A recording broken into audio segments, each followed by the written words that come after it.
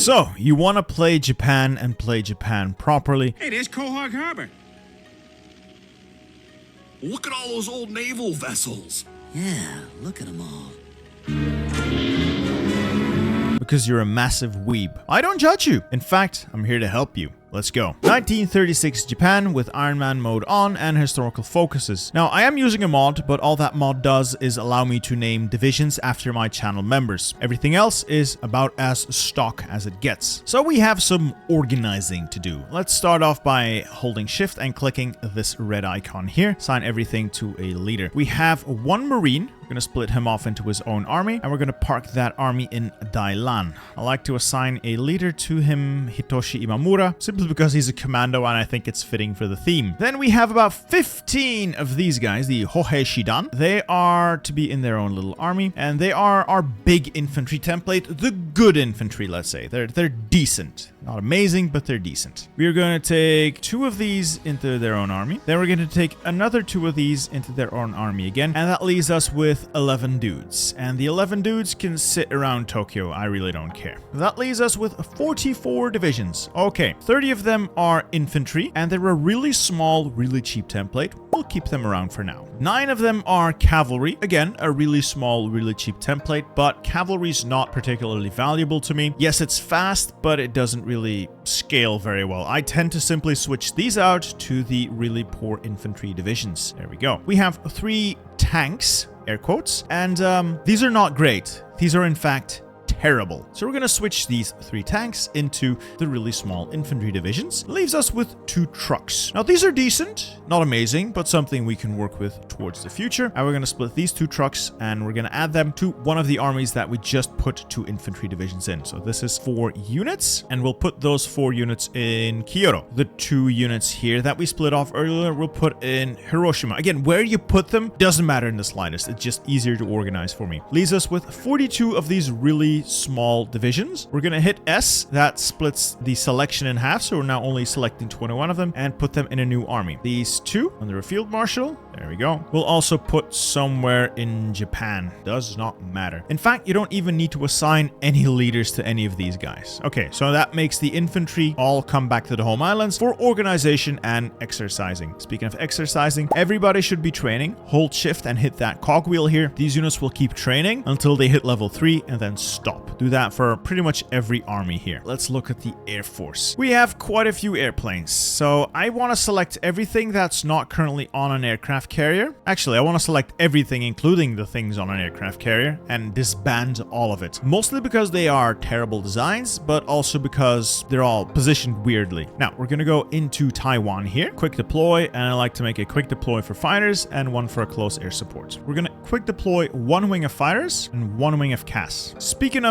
1 wing of CAS, I just said that, but I end up with 3 wings. So I want to quickly touch on this before I move on to the design. So we have 54 of the KI2 type CAS and 108 of the KI3 type CAS. So let me quickly show you what these are. So the KI3 uses bomb locks. Everything else is the same as the KI2. As a result, they can do close air support, naval strike, and logistics strike. The KI2 uses bomb bays, and as a result, they can do close air support, port strike, and logistics strike. This results in something weird and annoying. They are close air support airplanes, but they cannot reinforce each other in an air wing because they don't allow for the same mission types. For game mechanic reasons, these 2 cannot reinforce each other. It is not possible to use these airplanes in the same place. It's annoying, but it's something to take into account when you're designing airplanes. So what I like to do is get rid of everything that includes the KI3 because I prefer the KI2 simply because they do more ground attack. 1 wing of CAS consisting of KI2s here and a wing of fighters. All right, that's that. Organize the Navy. It's very easy to organize the Navy. Select everything that floats and assign all of it to the 1 Kantai by right-clicking the icon. Give them a leader, Yamamoto, and tell them to exercise. That's it. That's all you have to do for the Navy for now. We are starting with the basics of engineering. Then we're grabbing production, and then we're grabbing construction, production, and the 4th slot you have 2 options. My preference is to grab range improvements for my Air Force. Air Forces are very powerful. CAS is king, as they say, and more range means you have an easier time in China because China is massive and doesn't have a lot of airfields. Another option is to go with the naval option and get 1936 destroyers right away. We can wait. We can grab these in a little bit as well, but we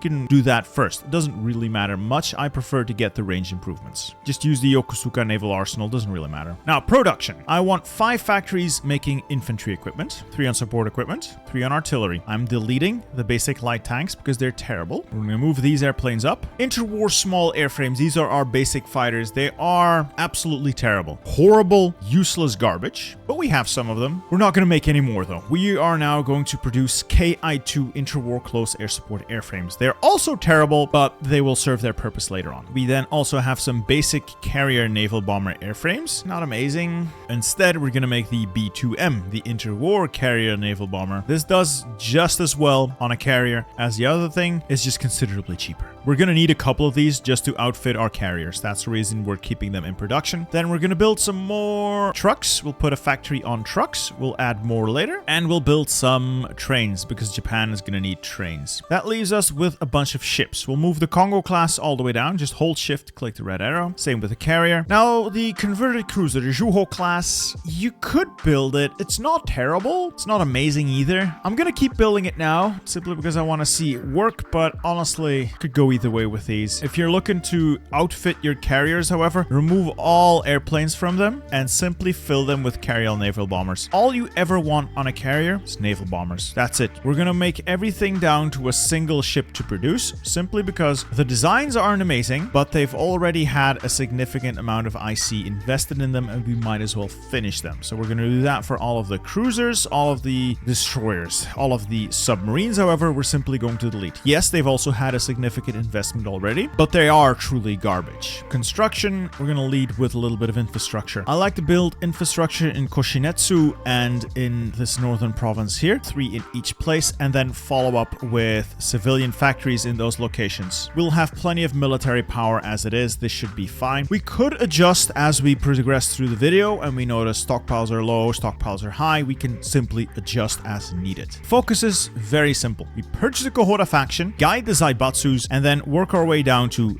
national research policy for the research slots, nationalize the war industry, and down into spiritual mobilization. After which, we head towards the Marco Polo Bridge incident. As for trade, we're going to stop the oil trade. Yes, we will lack oil. We can get more later. Right now, I just want the factories available to me. We are going to trade for a little bit of aluminium with the Soviet Union and for a little bit of rubber with Siam. The steel, we're going to need to look. If we need steel, we'll get it from Manchukuo, but we'll need to keep an eye on this. This tends to rebalance as you fix this stuff. And we are now almost ready to unpause. Let's head to the international market and sell some equipment. What I like to sell is all of these terrible tanks. I wonder if anyone's going to buy them. I also like to sell the interwar close air support airframes. I like to sell the Ki-1, the medium airplanes. I really don't like medium airplanes. I'm selling the interwar carrier CAS. CAS is not good on a carrier. I'm also selling the A4N. These are our carrier fighters. You don't need carrier fighters. I know it sounds counterintuitive. You just don't. I think that's pretty much all we're selling. Yep. And we're going to make an intelligence agency here, the G2 department. Let's go. And we can unpause. Let's scroll over here to Ethiopia. Now, you're going to love this. We're going to send volunteers. Actually, no. Stop. Roll back. I almost forgot. We're going to need to deploy a couple of extra dudes here. We're going to start with additional Marines. We can train 3 more. Deploy them wherever. And make sure they reinforce the guys up here in Dailan. Then we're going to build... Let's see. Let's do the math.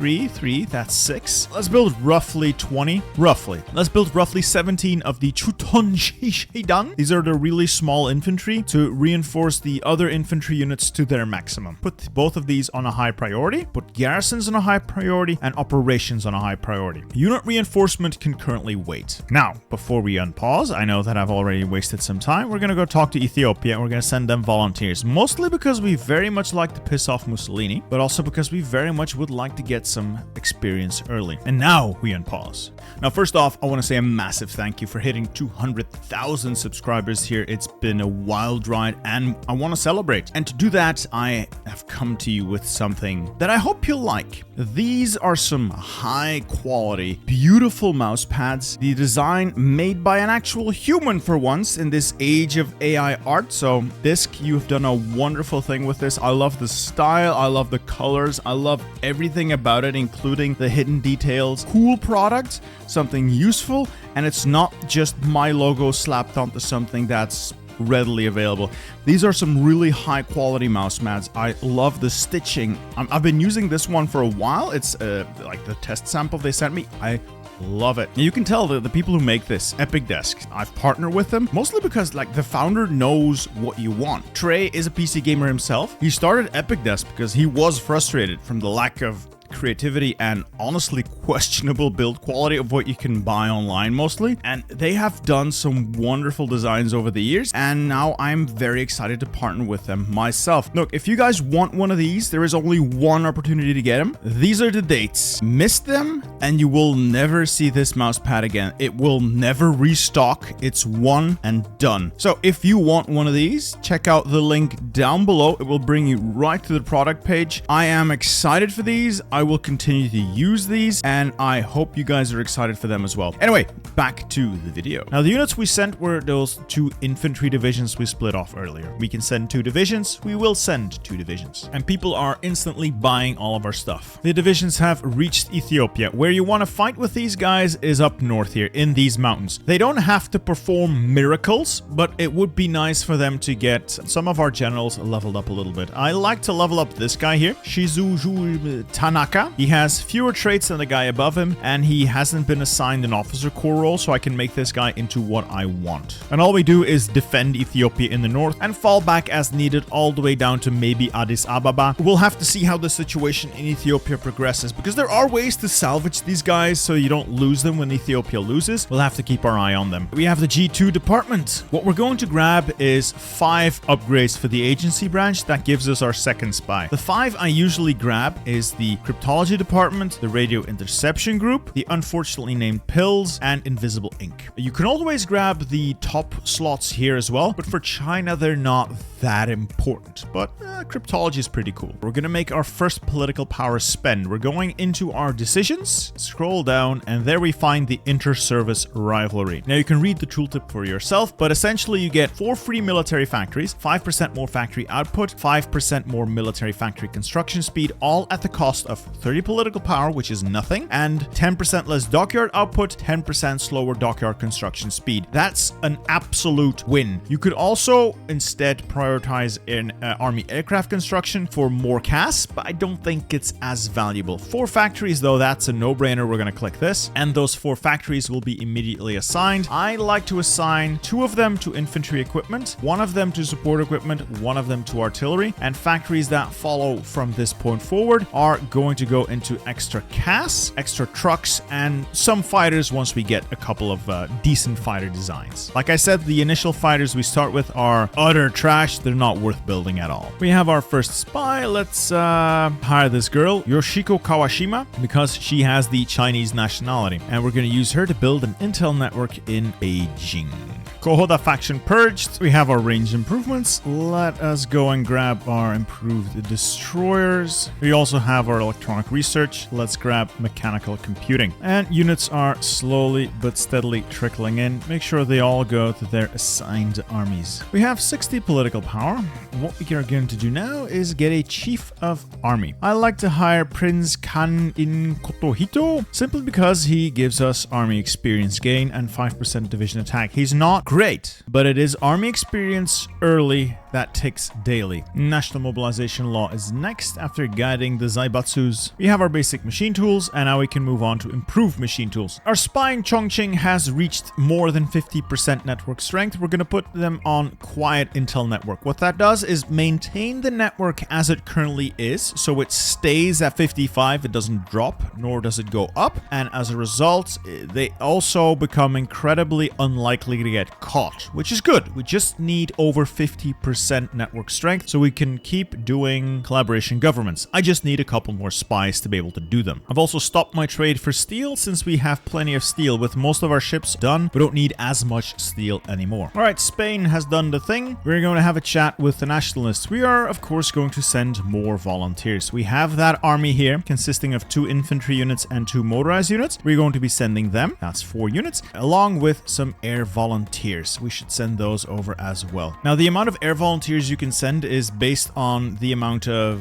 airfields available, you know, to the country you're trying to help, and the amount of air wings you currently have deployed. Currently, we don't have a lot of air wings, so we're limited to 1. It could boost those numbers by deploying a couple of extra air wings, I think, but don't quote me on that. I could be terribly, terribly wrong. I have been known to be pretty damn stupid. We'll see how many air wings we can send over. We'll send some fighters over first just to be able to shoot down some enemy airplanes and score a little bit of air experience in the process. Next up, with construction 1 done, we'll grab dispersed industry 1. I definitely prefer dispersed at all times. The divisions have arrived in Spain. We'll give them a leader. I prefer to use, where is he? Otozo Yamada. He has a cavalry officer trait, which is good because it means he is going to be able to get experience towards cavalry leader and combined arms expert. Trucks are really good for Japan. Let's just leave it at that. We'll show you more later. When I can get him those traits, I can then give him the combined arms specialist. You can see motorized attack, mechanized attack, all these are really good. Considering Japan is not well placed for tanks, motorized are a good alternative. We are pretty much out of fuel. The Navy has done its job. Let's put them back into port. We have plenty of Navy experience what we have to do. Now, we do have a couple of trucks driving around and a couple of airplanes flying around, so we are going to trade for a teeny tiny drop of oil with the Soviet Union. That should at least allow our trucks and our airplanes to operate. We're going to design 2 vessels, so we're going to go into build ships and we'll look at cruisers. 1936 cruisers. These are what we're going to start with. We want the best engine we can fit. Then we're going to go in this bottom left slot. This slot determines what kind of ship you're making, if it's a light cruiser or a heavy cruiser. We want a heavy cruiser, so we'll take medium battery, heavy cruiser battery 1, the cheapest one available to us because it doesn't slow us down too much and it doesn't cost so much. Yes, it's terrible, but we don't need a lot of heavy attack. Trust me. Then we'll pick the best fire control we have, which isn't much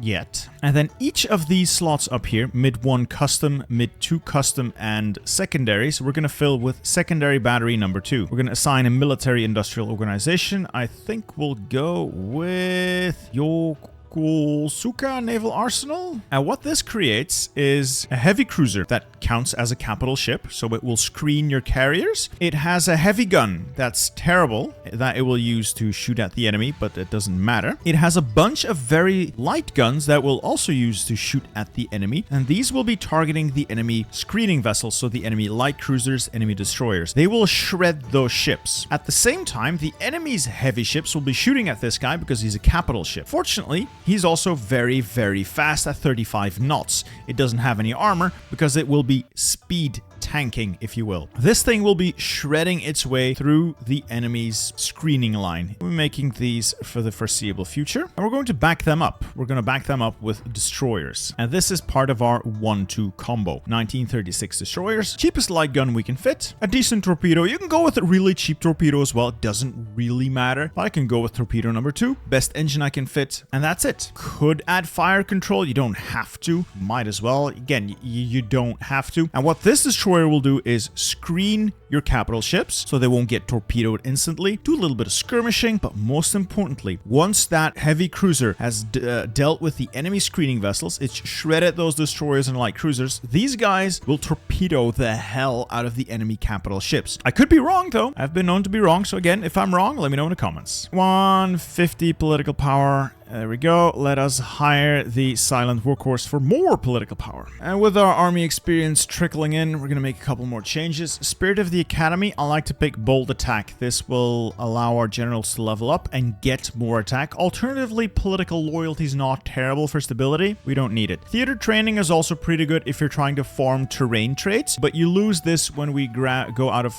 Grand Battle Plan Doctrine. Same here. Logistical focus is pretty good. Really good in China, actually. But I really don't like Grand Battle Plan Doctrine. Again, spreadsheets will say it has the better numbers. I don't like this doctrine because it works best when you sit there, build a planning bonus, and then click the arrow and let the battle plan do its thing, and then you sit there again, wait for the planning bonus. Yes, it gives you big numbers, make game easy. I don't like that. I don't like playing that way. I prefer to do a little bit more micromanagement and take direct control of my units. I think superior firepower gives you more flexibility and it doesn't cost you that much in return. So let's instead take a look at a couple of our units. The Hoi4. We'll make some changes here. First off, we are going to be adding a little bit of support artillery. It's pretty expensive, but we can afford it. Next up, we are going to remove 1, 2, 3 infantry units from this list. We're going to add a single artillery unit for now. Brings them up to 21 combat width, and we can afford the expense in towed artillery. This makes these units a little more chunky, a little stronger on the offense, defense, and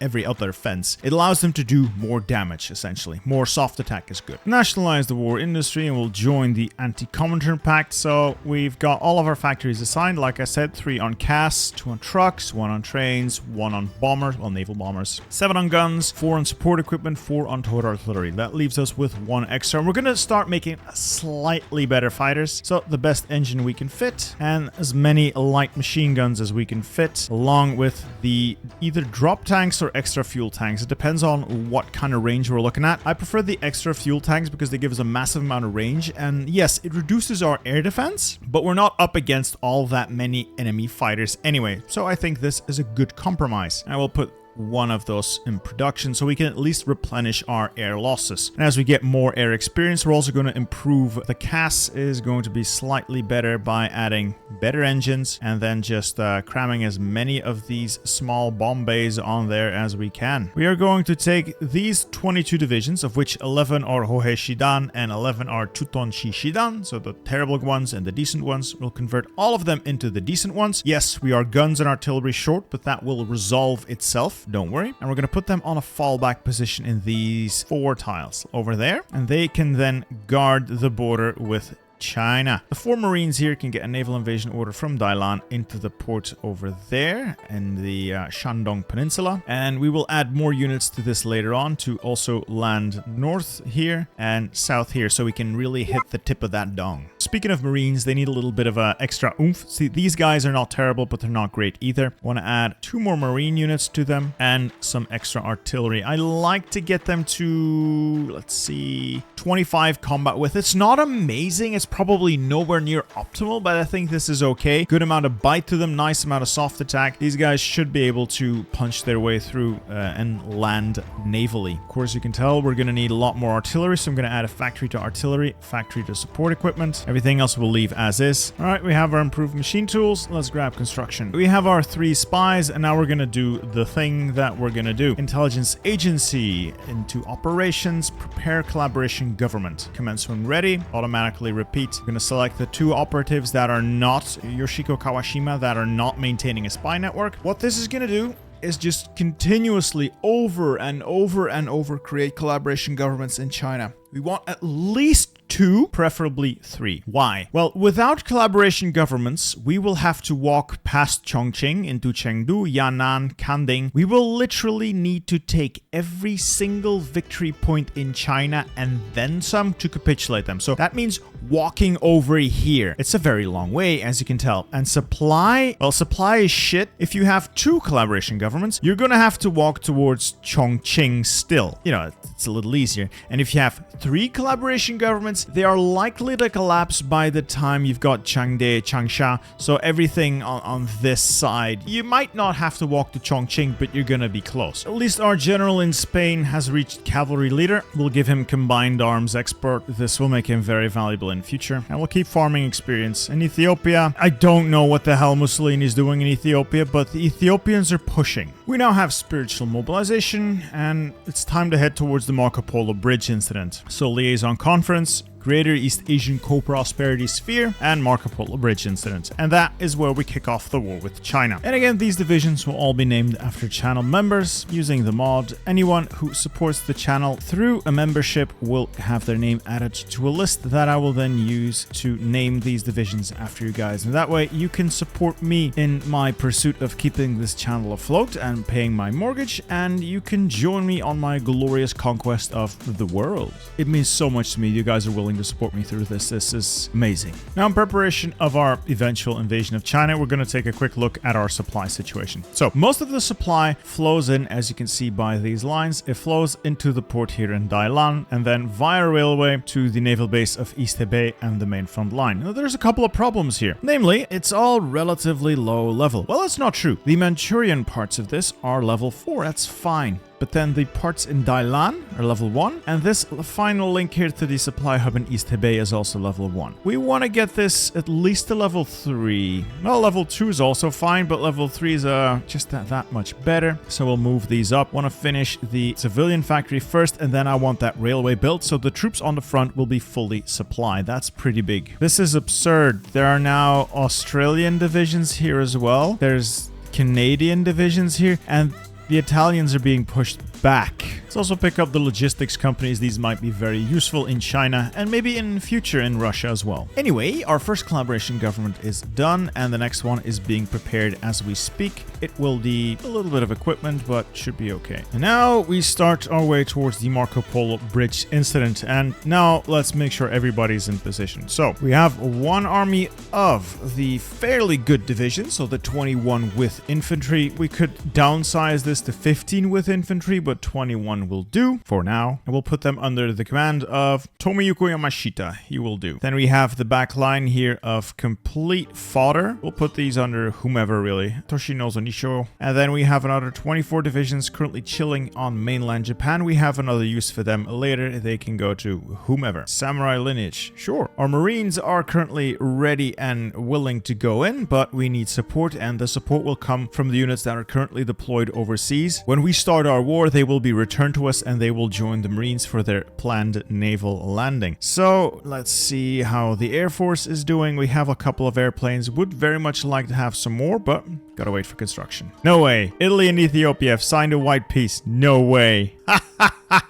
Mussolini, you absolute buffoon. Let's also go here and grab Spirit of Air Force Command, centralized control. This makes any air mission we do 10% more efficient. That's a no-brainer. After that, Spirit of the Air Force can go to industry liaisons, so we can research everything a little bit faster. Let's take another look at military high command. Let's grab the combined arms specialist, Otoza Yamada. He'll be useful. Right, with war definitely looming. I should have done this a little bit earlier, but I admit I forgot. Building a little bit of an airbase in East Hebei, because currently we do have one here in Dailan, but it's a little limited in terms of range, and having one in East Hebei would be easier. Of course, we can always push for the airbase in Beijing, but that puts us on a river and makes the Chinese AI much less likely to attack us. So we very much want to stay in place while the Chinese attack us with their really, really terrible units. That way they can bleed themselves of equipment and manpower, which is definitely way better than us bleeding ourselves. And Marco Polo Bridge incident. So let's click that button. This gives us a free war goal. We're immediately going to take it, and we're going to declare war on Chiang Kai-shek. This declares war on his entire faction, which is, well, all of China minus Xinjiang for now. Usually they're already in, but they might join. I'm a little confused here. Doesn't matter. They should join on historical. Then as for focuses, we're going to grab next is new naval estimates and cruiser modernization, so we can get some really sweet juicy cruisers. The 6 divisions in Dailan are going to sit here and wait. We do nothing. We need the other troops that are currently coming back from Spain to be deployed first before we can do anything with this army. Over here, we're not going to make any offensive moves. We're just going to sit here and guard that border. What we are going to do is call to arms on Puyi here, Manchukuo, just because, you know, makes the border a little bit wider, and it gives us the option to give Manchuria a bunch of land should we want to. You don't have to do this. I like calling them in these days simply because it makes this initial push a little easier in future. And now we wait. We let the Chinese run into our lines. They will attack us. If you're noticing that they're not really attacking you all that much, you can try peeling a couple of units away, so you have like 4 units per tile just to entice entice them into attacking you, you will win. You have entrenchment and far better divisions, so you will win. We just want the Italians... Oh, wait, sorry, Italy, go away. We just want the Chinese to keep attacking. Oh, and don't call Menkuko in until much later. The Navy, just to make sure you don't get naval invaded in the world's cheesiest way, just set them to strike force and split them in like 2 fleets and set them on strike force in these 2 sea zones. So the Chinese aren't all that interested in attacking the main front line here, which is a shame. So we're going to take half of these units and put them a little ways behind the main front, just to keep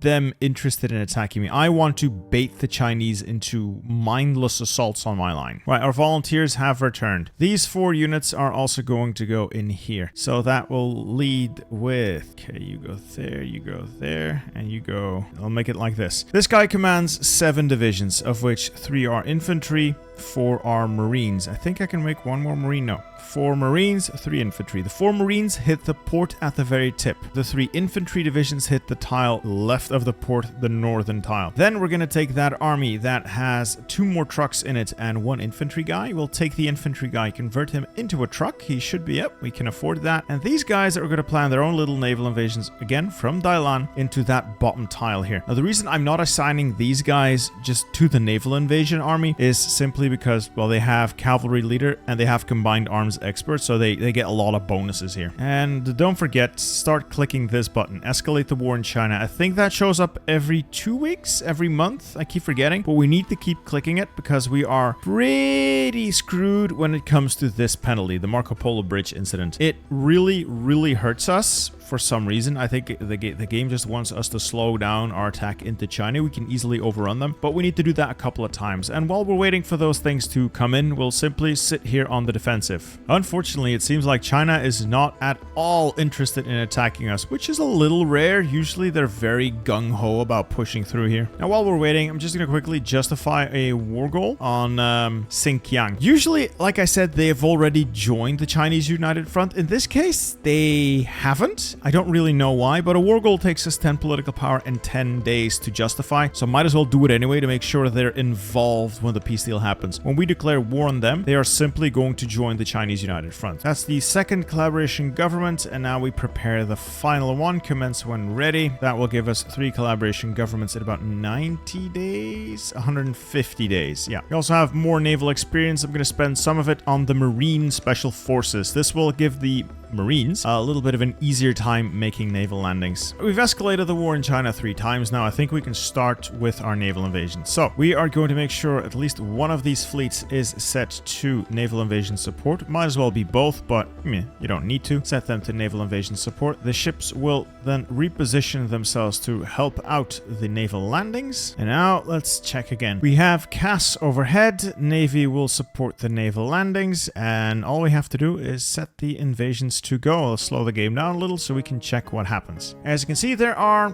quite a few Chinese here. We should be able to overrun them. If it's looking like we can't, we can always hit a force attack, but we will, yeah, it looks like we're definitely going to overwhelm these guys. We have incredibly high, well, I was going to say incredibly high soft attack, but you know, that naval landing modifier is pretty bad. But the Marines will most likely take their port. Yeah, they will take the port. The Marines have taken the port itself. 2 of them can go into the southern attack. 2 of them can go into the northern tile to help the assault. Now, you can tell I am attacking despite being attacked, so I could not right-click the tile I wanted to go to. What you can do, however, if you're being attacked and still want to attack, is right-click a tile past where you want to go. So it will try to create a move order, and that move order turns into an attack order. Is it an exploit? Maybe, but it works. All right, so now we've taken the second tile. We want to move the trucks south in an attempt to create some sort of encirclement. We want to trap as many Chinese units here as we can. Bada bing, bada boom. Couple of divisions encircled. Wonderful, wonderful, wonderful. So we'll keep the trucks on these guys to mop up, and we'll move all the other units down here. Make sure we have a bit of an extended line. We're going to then try to take Qingdao as well and spread out to like these 3 tiles. We're going to take one of the infantry divisions under General Hitoshi Imamura. We're going to convert them into a truck and assign them to the truck army that now has 4 divisions. And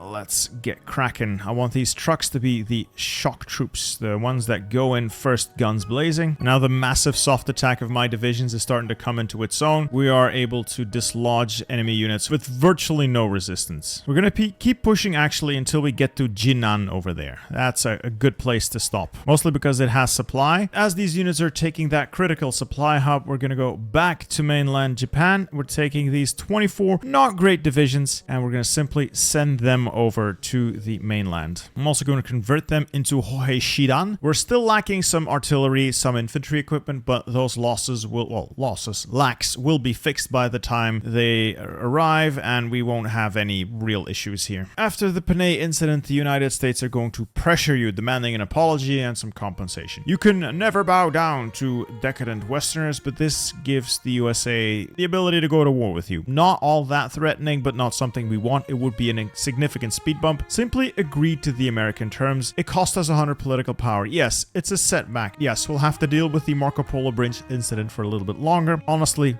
doesn't matter. The reserve infantry is moving in to cover the front. Once they've arrived, we are going to reconfigure these units. Okay, we have our cruiser modernization. We're now going with fighter modernization down to the 0. This will allow us to build a really good airplane a little bit ahead of time. I think it's a really worthwhile endeavor. So we're going to grab fighter modernization, agility focus, carrier warfare experiments, first air fleet down into the 0. Now, with our beautiful infantry arriving, we're going to reconfigure these front lines. We're going to take the trucks. I'm going to park them on Jinan. What I do is look for a weak spot. This is an obvious weak spot because there's nobody on the front line here. I'm going to put my trucks in Jinan. We're going to drive along this railway and see if we cannot reach the border of South Chahar with Manchukuo to cut off whatever the enemy has around Beijing. I'll probably use the Marines to follow up and make sure the door stays open at the rear. Now let's get these trucks driving. I want to be at that border quickly so I can get these troops trapped near Beijing. It's not looking like we'll have all that much resistance. I'm a little shocked, honestly, at how well that went, but you can see we went straight through, virtually unopposed. Let's make sure it stays open by putting infantry in there. Now this army here near Beijing, I want these men to attack now, aggressively push, and we're going to close that pocket, deny China a bunch of men that will now die. Check, you're not having a good day, are you? Let's make sure the infantry, the basic infantry, is on the outside of this line, and the inside we will cover with both the Marines and the trucks. That way everybody is nice and bottled up. Beautiful. Chinese up to significant casualties. We've not taken anything worthwhile. And there go about 20 divisions just like that. Should also open up the supply towards this hub here in Hebei, this hub in Jinan, and from there we're going to keep pushing further south. We are going to completely ignore Shaanxi, Communist China, Xibei Sanma, Yunnan, Huangxi. The warlords don't matter. Nationalist China is the faction leader. The faction leader goes, they all go. None of them is strong enough to become a major power, so they don't matter. So we're just going to mop up there. Perfect. I'm going to delete the front line here and draw a field marshal order using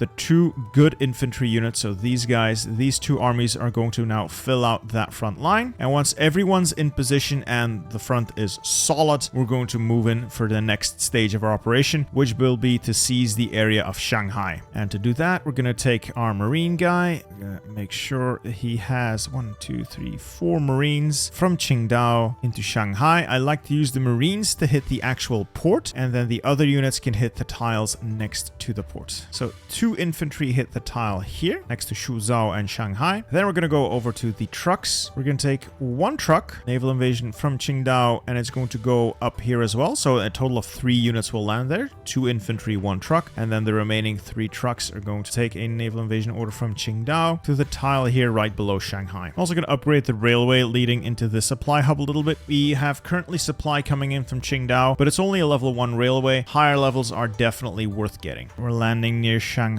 Should be Perfect. I'm also trading for a lot of oil right now, just because the Navy on Naval Invasion Escort uses up so much fuel. I'm currently trading 10 factories for oil just to make sure that we have enough oil to fuel both the air and the trucks, because if the trucks run out of oil, fuel rather, they're not going to be all that useful. Now, let's make sure this naval invasion goes off without a hitch, and we'll send the Navy back to port on strike force, and I won't be using as much of that very, very precious fuel. Right, now we're going to expand this beachhead towards Nanjing and that big old river, and we're going to move these really terrible infantry divisions we've been parking over there in here as well. They will make sure to keep that front covered. The fall of Nanjing for the Emperor. We're going to take another one of the infantry units under the general that is currently leading the Marines, convert them into trucks, assign them to the truck guy, and as soon as all of these fresh infantry divisions are in place, we're going to pull the truck army out and we're going to park them up north here. Their goal will be to break through towards the south. It's way easier to go from north to south than from south to north in this case, because I don't have to cross a river that way. But if we are absolutely desperate to cross the river, we have the Marines. They can push across rivers relatively easily, so we'll put them in reserve as well, just to make sure we can push both ways. We're also going to start a general offensive using the northern front line. We're going to try and push as far south and central as we can. We want to get to Changde, Changsha, Wuhan, this area here, and then roll as far towards Chongqing as we have to. Definitely want to link up with this naval beachhead we made here so we can spread out our units. In terms of equipment, we're doing fine. We are not yet ready to convert our third army. We're lacking some infantry equipment, artillery, and support equipment, but give it a little bit of time and these guys will be more than capable. Let's first send the trucks south. They should have no problems whatsoever. And just like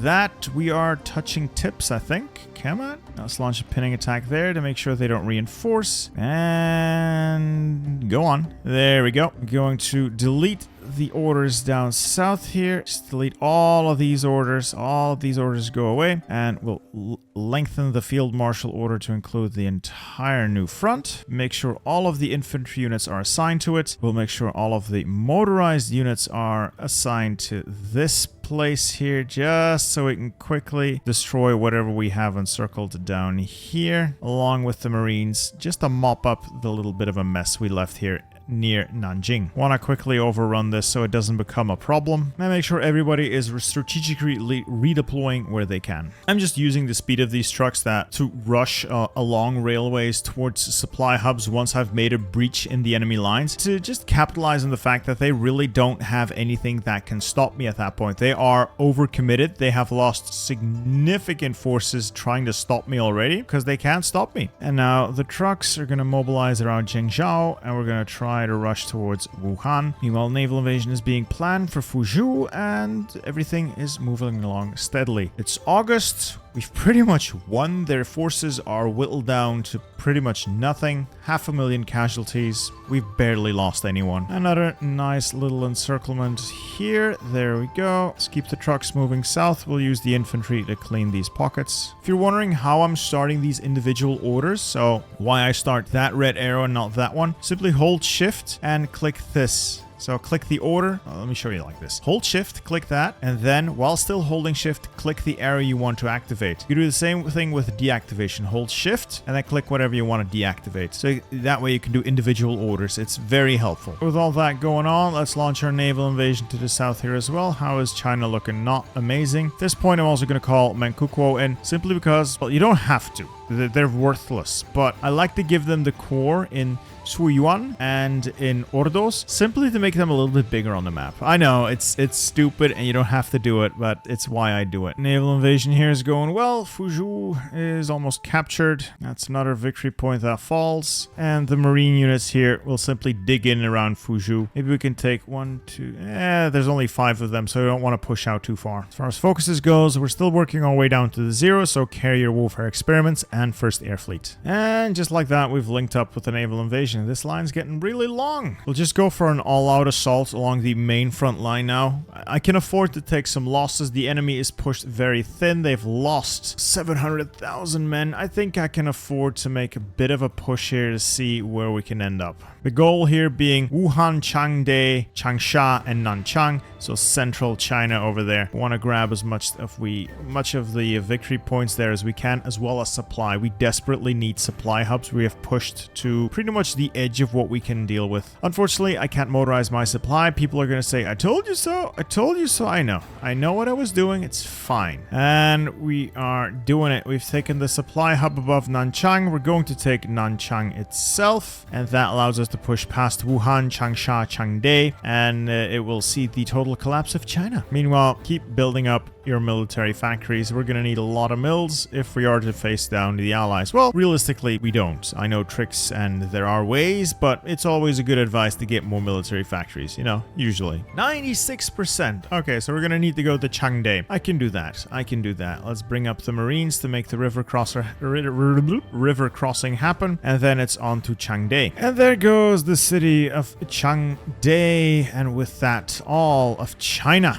Beautiful. Now, we are lucky here. We have 3 collaboration governments, which means we can simply annex everything and create a collaboration government puppet, which is always a very good idea. What you can do alternatively here is simply puppet China and select all. They will puppet China everywhere because they have cores everywhere. And then you can stack on war reparations and resource rights. That's also a really good way to get what you want from this peace deal. Now, we did go through the trouble of creating that collaboration government, so maybe we should. But then again, this gives us immediate access to all of their resources for 6 years and all of their civilian factories for 6 years. So that is nothing to sneeze at. This might be suboptimal, but I want to do it. First off, I'm going to make Manchukuo a little bit larger because I'm funny like that. And then I'm simply going to puppet China everywhere. There we go. The reorganized government of China now occupies all of that. Manchukuo is a little bit larger, so this naval bomber in the spirit of Genghis can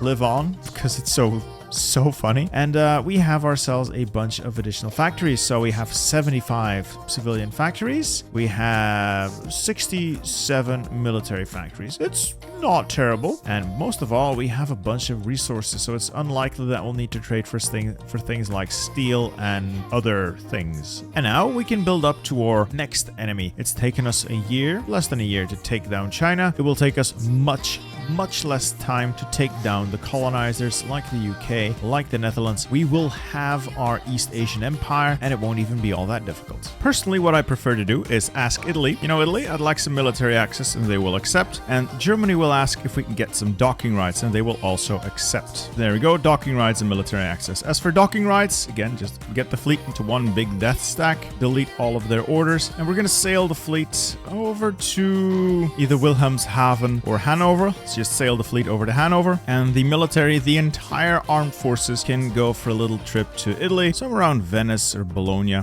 Both will be fine. We now have the first air fleet, and let's go grab the Zero. This gives us the production of the Mitsubishi A6M Zero Sen, a pretty good fighter that's ahead of time when it comes to technology. It's a nice thing to start making. It is a carrier fighter and not a dedicated fighter, but it can serve as a land-based fighter. It just has a lot less range. You can make it work in Europe, definitely. While we're training up all these guys, let's take stock of the situation. We have our Marines. I can turn the last infantry unit here into a Marine as well. And then we have 5 trucks. We're going to want more. We want Marines to make sure the naval landings go ahead as planned. They are really good at naval landings. And we'd like a couple more trucks. Let's say 5 more trucks. We can get a nice number of units out. Let's actually just make it a bigger number. Let's make it 7. That gives me 12 trucks. That's plenty to work with, along with the Marines and the basic infantry. That is a formidable force to overrun the Allies in Europe, and we'll start training them up and shipping them off to Europe as soon as they are ready. We will be short mostly trucks and artillery, but with our military industrial ramp up, we will have very little difficulty, you know, fixing our deficits. And when it comes to research, right now, all we really need to focus on is keeping infantry equipment up to date, artillery up to date, and we can dabble with the extra slots in also keeping the industry up to date, and then air. We keep air up to date as much as we can. For instance, the improved small airframe, we have a 100% research speed bonus to it. It will only take 188 days. I think that is worth grabbing. So I'm going to start justifying for Singapore here, just to keep things historical. And with that in mind, let's also deploy some troops. So I want a little bit of an army here, and a couple of those units I also want up here near the border with the Raj. And we're going to train about 24 of these really bad chaff divisions, the Chuton Shiseidan, in the home islands, and they will be used to garrison our own ports so we don't get naval invaded by the British, which would be ironic and embarrassing. Also going to grab heavy machine guns. So we also have access now to the AM-0 improved carrier fighter. This is actually not a terrible plane. It's got very decent range, it's got decent stats, and we can make those stats even better. It's got big cannons, which is fine, and then we're going to increase the amount of light machine guns it carries up to their weight limit. I prefer heavy machine guns, but we don't have any right now, so this will have to do. We assign Mitsubishi, we give them a little bit of extra ammunition with the machine guns, and we can also slap in, no, we're not going to slap in anything else. That should give us the AM-0, and we're going to start making these bad boys instead of, let's see,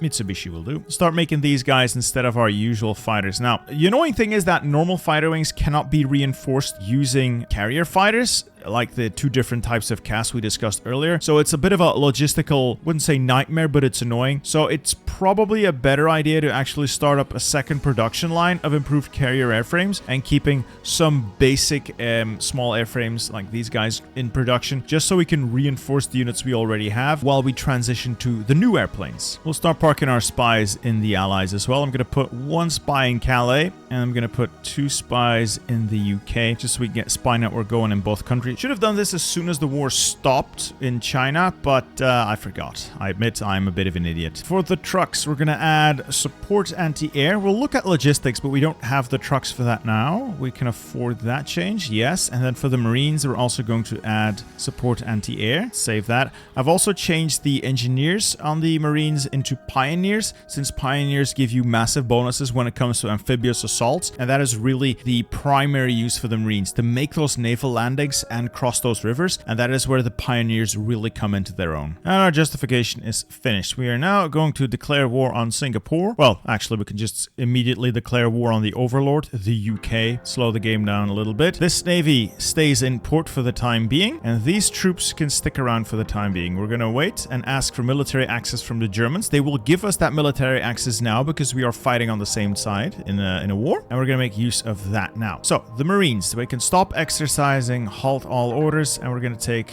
a couple of these boys. 1, 2, and we're going to land near Dunkirk and northern France. Take another 2, and we're going to land these near Dieppe. Take another 2, and we're going to land these near Le Havre, and then another 2, and we can land near Calais or the tile next to Dieppe. That's 1, and then we'll take a couple of trucks as well, since we can make 10 landings. We don't want to waste anything not landing. So 5 naval landings along northern France, and we'll also move the rest of the trucks over to Wilhelmshaven. And then the reserve army we had here, let's see, halt your orders, halt, everybody stop moving. The reserve army here can also be moved across, and we'll park them somewhere near Hanover and Hamburg. Let's also take Hong Kong while we're here. We can also call the Chinese in. We don't really have to, but this will allow us to put a little pressure on Hong Kong and Indochina, giving us those territories on a greatly reduced cost in any future peace deal. So I'm just going to call the Chinese in, and we can start an offensive in Indochina, and we can start an offensive here to take Guangzhouwan and to take Hong Kong. We would like to commit our air forces there, since we,